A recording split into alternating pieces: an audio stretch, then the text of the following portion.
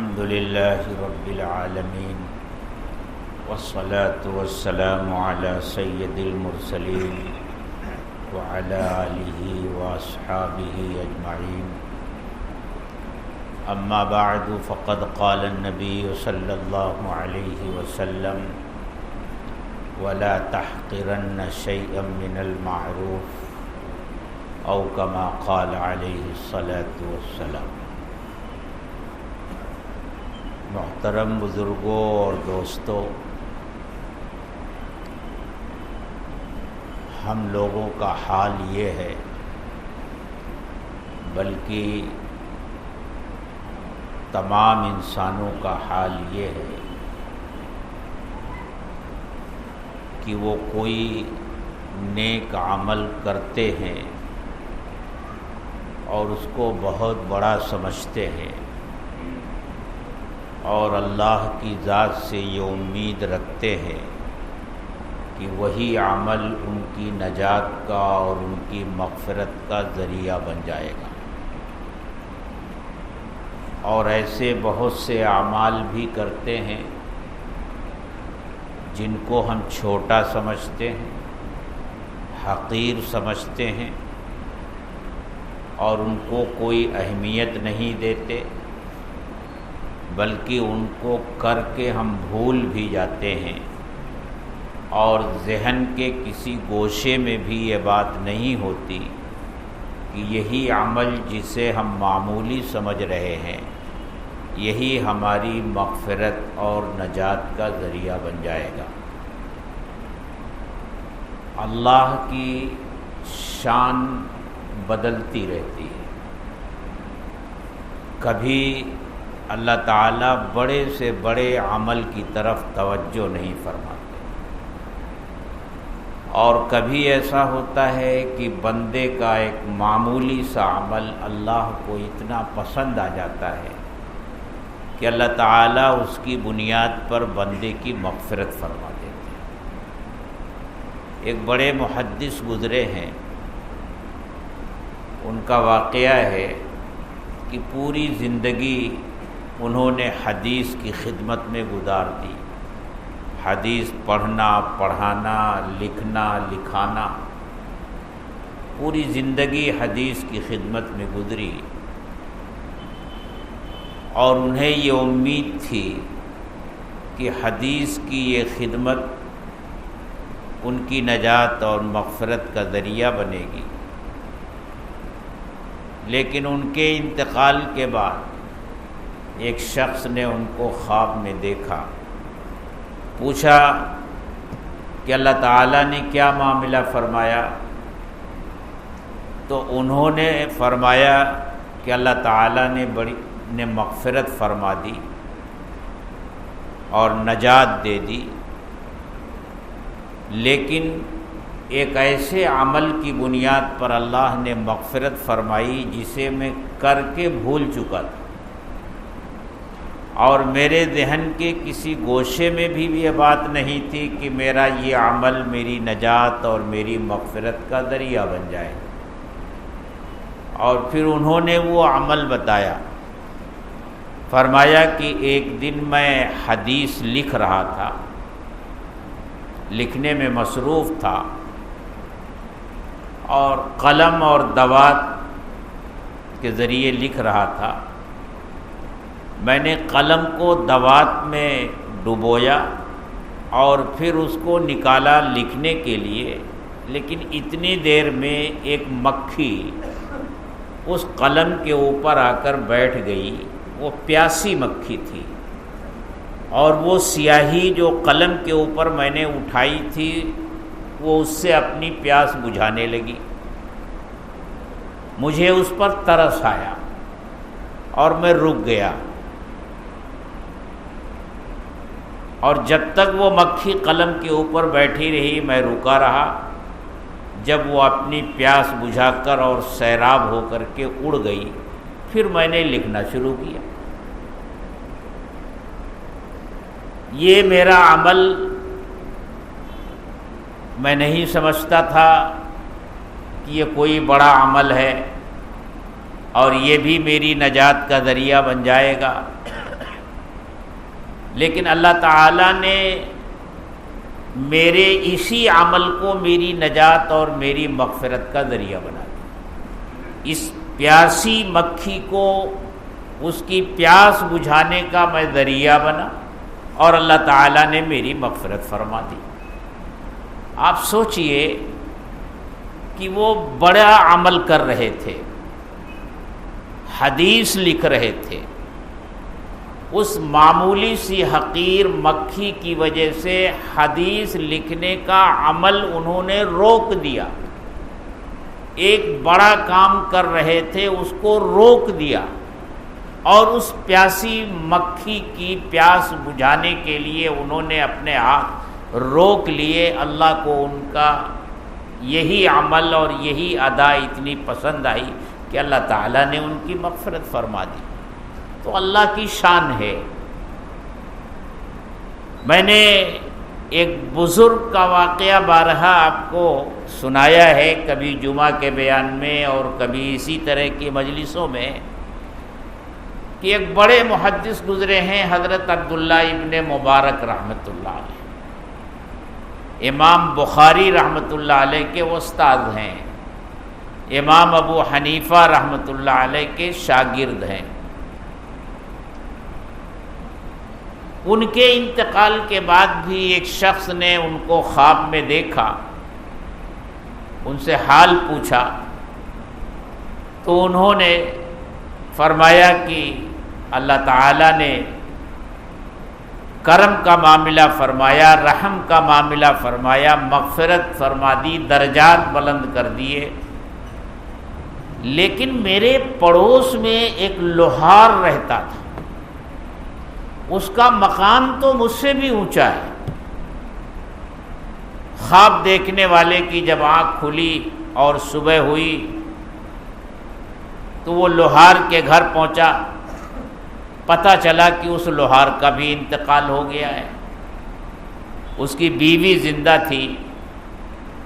اس سے پوچھا کہ تمہارے شوہر کا عمل کیا تھا؟ اس نے کہا کہ میرا شوہر تو پورے دن بھٹی پر کام کرتا تھا، لوہار تھا، مختلف قسم کے اوزار بناتا تھا، صبح سے لے کر شام تک بس ہتھوڑا اٹھانا، لوہا کوٹنا اور ہتھیار بنانا اس کا کام تھا۔ ہاں، اس کے اندر دو باتیں تھیں۔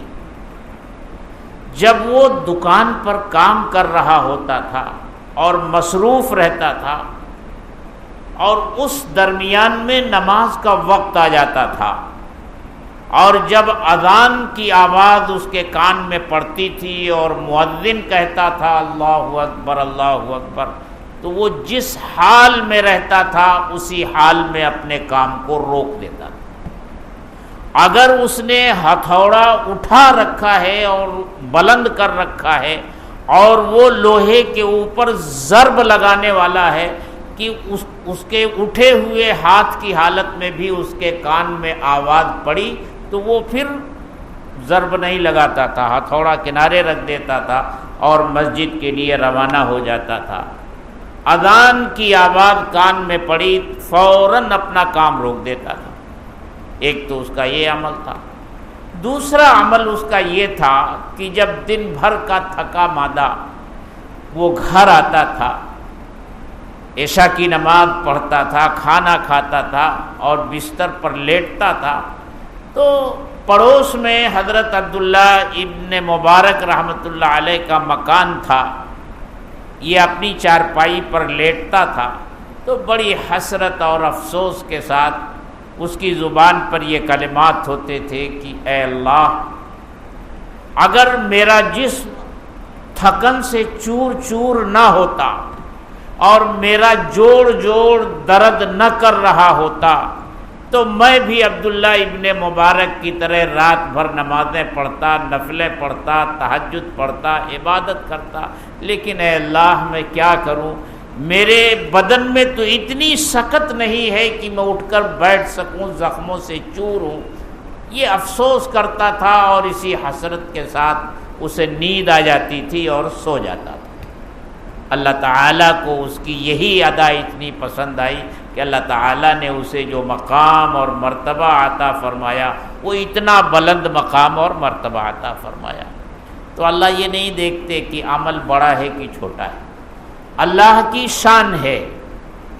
ہم جسے بڑا عمل سمجھتے ہیں اللہ تعالیٰ کے نزدیک اس کی کوئی حیثیت نہیں رہ جاتی، اور جسے چھوٹا عمل سمجھ کر ہم بھول بھی جاتے ہیں، اور اسی عمل کو ہم ایسے جذبے کے ساتھ کرتے ہیں، ایسے ارادے کے ساتھ کرتے ہیں کہ بس ہمارے دل کا وہ ارادہ اور ہمارے دل کا وہ جذبہ اللہ کو اتنا پسند آ جاتا ہے کہ اللہ مغفرت کا ذریعہ بنا دیتے ہیں۔ اسی لیے جو حدیث کا ایک جملہ میں نے پڑھا ہے اس میں اللہ کے رسول صلی اللہ علیہ وسلم نے ارشاد فرمایا، لا تحقرن شیئا من المعروف، کسی بھی نیکی کو ہلکا اور معمولی مت سمجھو۔ یہ تو معمولی سا کام ہے، اگر نہیں کیا تو کیا ہوگا؟ نیکی کا موقع مل رہا ہے تو یہ سمجھ کر اسے مت چھوڑو کہ اس معمولی سی نیکی سے میرا کیا بن جائے گا، میری کیا مغفرت ہو جائے گی، بڑے بڑے گناہ میں نے کیے ہوئے ہیں، اس معمولی سی نیکی سے میرا کیا بھلا ہو جائے گا۔ اللہ کے رسول نے فرمایا ایسا مت کرو، یہ شیطان کا دھوکہ ہوتا ہے، یہ شیطان کی ایک چال ہوتی ہے کہ وہ اللہ کے بندوں کو اللہ کی رحمت سے مایوس بناتا ہے۔ ارے تم نے تو اتنے بڑے بڑے گناہ کیے ہیں، قتل کیا ہے، ڈاکہ ڈالا ہے، چوری کی ہے، زنا کیا ہے، شراب پی ہے، اور نہ جانے کتنے لوگوں کا حق مارا ہے، اتنے بڑے بڑے گناہ تو نے کر لیے ہیں، یہ معمولی سی نیکی یہ تیرے کس کام آئے گی؟ اس طرح کے وسوسے وہ دلوں میں ڈالتا ہے اور چھوٹے کاموں سے روکنے کی کوشش کرتا ہے۔ بڑا چالاک ہے، بڑا عیار ہے ہمارا دشمن۔ اللہ تعالیٰ نے قرآن کریم میں جگہ جگہ ارشاد فرمایا ہے، ان الشیطان لکم عدو مبین، شیطان تمہارا کھلا ہوا دشمن۔ لیکن ہمارا یہ حال ہے کہ ہم اسی کھلے ہوئے دشمن کے نرغے میں آ کر اس کے فریب میں آ جاتے ہیں، اس کے وسوسے میں آ جاتے ہیں، اور اس کی چالوں کا ہم شکار ہو جاتے ہیں۔ ایک واقعہ تو آپ نے سنا ہی ہوگا، فضائل اعمال میں بھی حضرت شیخ الحدیث رحمۃ اللہ علیہ نے اسے لکھا ہے کہ یہ کتنا چالاک اور کتنا عیار ہے ہمارا دشمن، کہ یہ کوشش تو پہلے کرتا ہے گناہوں میں مبتلا کرنے کی، جب گناہوں میں مبتلا نہیں کر پاتا تو پھر یہ کوشش کرتا ہے کہ نیکیوں میں کمی ہو جائے، پوری نیکی نہ مل سکے، نیکیوں میں کمی ہو جائے، اس کی کوشش کرتا ہے۔ واقعہ لکھا حضرت شیخ الحدیث رحمۃ اللہ علیہ نے کہ ایک بزرگ تھے، ان کی تہجد کی نماز کبھی چھوٹی نہیں تھی، قضا نہیں ہوئی تھی، اور شیطان کے اوپر یہ بات بہت شاق گزرتی تھی کہ کیسا اللہ کا بندہ ہے کہ ایک دن بھی تہجد کی نماز نہیں چھوڑتا۔ اس نے فیصلہ کر لیا کہ ان کی تہجد کی نماز چھڑوانی ہے، اور اس کے لیے وہ کچھ بھی کر سکتا ہے۔ جب رات کا پچھلا پہر ہوا تو وہ چپکے سے حضرت کی خوابگاہ میں داخل ہوا اور پیر دبانے لگا۔ اب ان کو آرام ملا، نیند گہری ہوتی گئی، سو گئے، اور آنکھ جب کھلی تو تہجد کا وقت نکل چکا تھا۔ بہت افسوس ہوا، فجر کی نماز پڑھی اور پھر اللہ کے سامنے رونا گڑ گڑانا شروع کیا ہے، اللہ مجھ سے اتنا بڑا قصور ہو گیا کہ آج تہجد کی نماز نہیں پڑھ سکا۔ صبح سے شام تک افسوس کرتے رہے اور توبہ استغفار کرتے رہے، اور رات میں پھر سوئے اپنے وقت پر، اور جب تہجد کا وقت ہوا تو دروازے کی کنڈی بجنے لگی۔ بڑا تعجب ہوا کہ یہ کنڈی کون بجا رہا ہے، آج تک تو کوئی جگانے نہیں آیا، یہ کون جگانے آ گیا؟ تو پوچھا بھائی کون ہو؟ تو کہا حضرت میں شیطان ہوں۔ کہا شیطان تمہارا کام تو نیک کاموں سے روکنا ہے اور تم مجھے تہجد کے لیے اٹھانے آئے ہو؟ کہا حضرت کہانی بڑی دردناک ہے، کل میں نے ہی آپ کو تہجد پڑھنے سے روکا تھا، لیکن صبح کو آپ نے صبح ہونے کے بعد شام تک جتنے افسوس کے ساتھ آپ نے پورا دن گزارا اور استغفار کرتے رہے، توبہ کرتے رہے، اللہ کو آپ کے اوپر اتنا پیار آیا کہ اتنا پیار تو تہجد پڑھنے پر نہیں آتا تھا، اور اللہ نے آپ کو اتنا دیا جتنا تہجد پر نہیں دیتا تھا۔ مجھے ڈر ہوا کہ اگر خدا نخواستہ آج بھی اگر آپ سو گئے تو کل پھر رونا دھونا شروع کریں گے، اور اللہ تعالیٰ جتنا تہجد پر دیتا ہے اس سے زیادہ آپ کو دے گا۔ تو میں نے سوچا کہ کم سے کم وہ زیادتی جو آپ کو ملتی ہے وہ تو رکوا دوں۔ تو یہ ہمارا دشمن بڑا عیار، بڑا چالاک ہے۔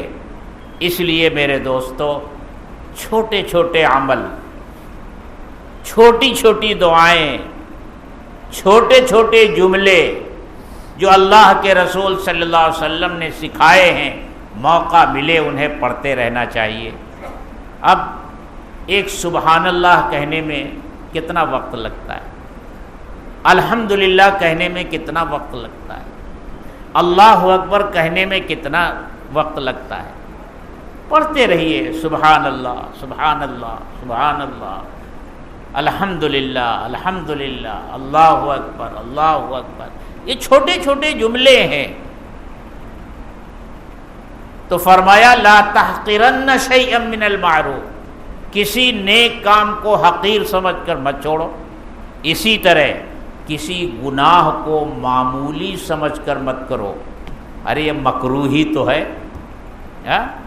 جیسے بہت سے لوگ کرتے ہیں ارے یہ سنت ہی تو ہے۔ ایک ہوتا ہے بھئی آدمی سنت پر عمل نہیں کر پا رہا ہے، یہ اس کی کمی ہے، کوتاہی ہے، اور ایک ہوتا ہے کہ وہ سنت کو حقیر سمجھ کر چھوڑ رہا ہے۔ یہ تو بہت بڑا جرم ہے، بہت بڑا گناہ ہے۔ تو کسی نیک عمل کو معمولی سمجھ کر مت چھوڑو، اور کسی گناہ کو معمولی سمجھ کر مت کرو، کیونکہ یہ ایسا سلسلہ ہے کہ ایک سے ایک جڑتا چلا جاتا ہے۔ ایک چھوٹا گناہ ہوتا ہے، پھر اس کے بعد اس سے بڑا ہوتا ہے، پھر اس کے بعد اس سے بڑا ہوتا ہے، پھر اس کے بعد اس سے بڑا ہوتا ہے۔ حقانی صاحب کی تقریریں آپ نے سنی ہے نا؟ ان بچوں نے تو نہیں سنی ہوگی، لیکن یہ بڑے بوڑھے جو ہیں انہوں نے تو حقانی صاحب کی تقریریں سنی ہیں۔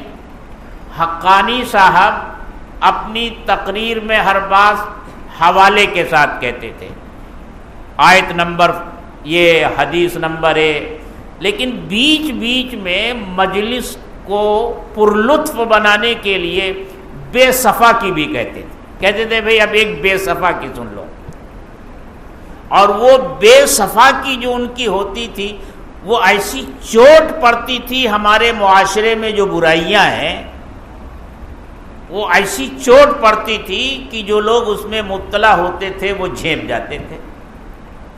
تو کسی معمولی چیز گناہ کو حقیر سمجھ کر، معمولی سمجھ کر مت کرو۔ فرمایا کہ ایک بے صفا کی سن لو۔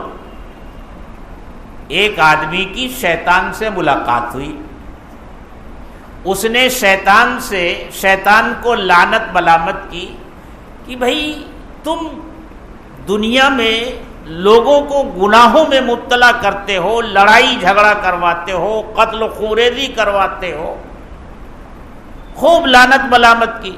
شیطان نے کہا کہ بھائی تم خامخواہ مجھ پر لعنت ملامت کرتے ہو، میں تو کچھ نہیں کرتا، لوگ آپس میں خود جھگڑا کرنے لگتے ہیں، میں کیا کروں؟ شیطان نے کہا اچھا میرے ساتھ آؤ، چلو میں تم کو دکھاتا ہوں۔ وہ اس آدمی کو لے کر کے حلوائی کی دکان پہ پہنچا جو مٹھائی بنا رہا تھا، اور اس حلوائی نے ایک بلی پال رکھی تھی۔ اس نے کیا کیا، وہ جو شیرہ تھا، شیرہ نکال کر کے دیوار پر لگا دیا شیطان نے۔ اب کہا کھڑے رہو۔ اب شیرہ جب دیوار پر لگا تو مکھیاں آ کر بیٹھ گئی۔ اب جب مکھیاں وہاں آ کر بیٹھی تو چھپکلی دیکھ رہی تھی، وہ مکھیوں کا شکار کرنے کے لیے آ گئی، اور جب بلی نے چھپکلی کو دیکھا تو وہ چھپکلی کی طاق میں بیٹھ گئی۔ اور اسی وقت اتفاق سے ایک آدمی مٹھائی لینے آیا ہوا تھا، اس کا پالتو کتا اس کے ساتھ تھا۔ اب چھپکلی مکھیوں پر جھپٹی، بلی چھپکلی پر جھپٹی، اور کتا بلی پر جھپٹا۔ اور جب حلوائی نے دیکھا کہ اس کی بلی پر کتے نے حملہ کر دیا ہے تو اس کے ہاتھ میں جو ہتھیار تھا اس نے کتے کو مارا، اور کتے والے نے جب دیکھا کہ حلوائی نے میرے کتے کو مارا ہے تو اس نے حلوائی کو مارنا شروع کیا۔ شیطان نے کہا کہ بھلا بتاؤ میں نے کیا کیا ہے، میں نے صرف شیرہ ہی لگایا ہے نا، میرا کیا قصور، یہ لوگ آپس میں لڑتے ہیں۔ اتنی بات کی۔ ہمارے معاشرے میں ایسے لوگ ہوتے ہیں جو بڑے نیک، پارسا، پرہیزگار اور متقی سمجھے جاتے ہیں، لیکن شیرہ لگاتے ہیں، بس شیرہ لگا کے الگ ہو جاتے ہیں۔ اب لڑو جھگڑو اور آپس میں ایک دوسرے سے گتھم گتھا ہو جاؤ تو ان شیرہ لگانے والوں سے ہوشیار رہنے کی ضرورت ہے۔ تو دیکھیے معمولی کام تھا، وہ جھگڑا، لڑائی اور فساد کا سبب بن گیا۔ تو آدمی چھوٹا گناہ پہلے مکروہات میں مبتلا ہوتا ہے، پھر دھیرے دھیرے وہ بڑے بڑے گناہوں میں مبتلا ہوتا چلا جاتا ہے۔ تو اللہ تعالی ہم سب کو اس کی سمجھ عطا فرمائے، چھوٹے چھوٹے گناہوں سے بچنے کا اہتمام، اور جن نیک کاموں کو ہم چھوٹا سمجھتے ہیں، حقیر سمجھ کر ان کو چھوڑنے سے بچنے کا اہتمام کرنے کی اللہ تعالی ہم سب کو توفیق عطا فرمائے۔ وآخر دعوانا ان الحمدللہ رب العالمین۔ الحمدللہ رب العالمین، والصلاة والسلام علی سید المرسلین وعلی آلہ واصحابہ اجمعین۔ ربنا ظلمنا انفسنا وان لم تغفر لنا وترحمنا لنکونن من الخاسرین۔ اے اللہ ہمارے گناہوں کو معاف فرما، ہماری خطاؤں سے درگزر فرما، صغیرہ کبیرہ گناہوں سے ہماری حفاظت فرما۔ اے اللہ نیکیوں کی توفیق عطا فرما، اور اے اللہ گناہوں سے ہماری حفاظت فرما۔ اے اللہ ایسے اعمال سے ہماری حفاظت فرما جو تیرے ناراض ہونے کا سبب بنتے ہیں، اور ایسے اعمال کی توفیق عطا فرما جس سے تو راضی ہوتا ہے۔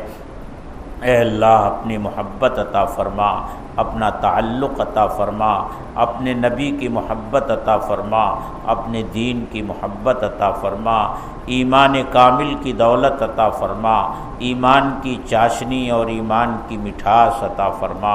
اے اللہ ہمارے حال پر رحم فرما۔ اے اللہ ہم میں بیمار بھی ہیں، اے اللہ جسمانی بیمار بھی ہم ہیں، روحانی بیماریاں بھی ہم کو لگی ہوئی ہیں۔ اے اللہ ان جسمانی اور روحانی بیماریوں نے ہمیں نڈھال کر رکھا ہے۔ اے اللہ شافی آپ کی ذات ہے، شفا دینے والے آپ ہیں۔ اے اللہ کوئی ایسی بیماری نہیں جو آپ کی قدرت کے سامنے لا علاج ہو۔ اے اللہ ہم میں جو بیمار ہیں، اے اللہ ان کو شفائے کاملہ عاجلہ دائمہ مستمرہ عطا فرما۔ اے اللہ جو مقروض ہیں ان کے قرضوں کی ادائیگی کے غیب سے سامان پیدا فرما۔ جو حاجت مند ہیں ان کی حاجتوں کو اے اللہ پورا فرما۔ اے اللہ جن لوگوں نے دعاؤں کے لیے کہا یا لکھا یا ان کا ہم پر حق ہے، تمام کے جائز دلی مقاصد پورے فرما۔ اے اللہ جن لوگوں نے دعاؤں کے لیے نہیں کہا لیکن ان کے دل میں ہے کہ ان کو بھی کہنا چاہیے تھا، اے اللہ ان کے دل کی ضرورتوں کو، اے اللہ ان کے دل کے ارادوں سے تو اچھی طرح واقف ہے، اے اللہ ان کی ضرورتوں کو خزانِ غیب سے پورا فرما، اے اللہ ہم سب کے ساتھ رحم کا، کرم کا، عفو و درگزر کا معاملہ فرما، اے اللہ رمضان کے روزوں کو قبول فرما، تراویح کو قبول فرما، ہماری تلاوتوں کو قبول فرما، اے اللہ اس ماہ مبارک میں ہم سب کی مغفرت فرما دے، ہمیں ان خوش نصیب انسانوں میں سے بنا دے جن کی اس ماہ مبارک میں مغفرت ہو جاتی ہے، ان بد نصیب انسانوں میں سے مت بنا جن کی اس مبارک مہینے میں بھی مغفرت نہیں ہوتی، اے اللہ اے اللہ اے اللہ ہم سب تجھ سے محبت کرنے والے بن جائیں، تو ہم سے محبت کرنے والا بن جا،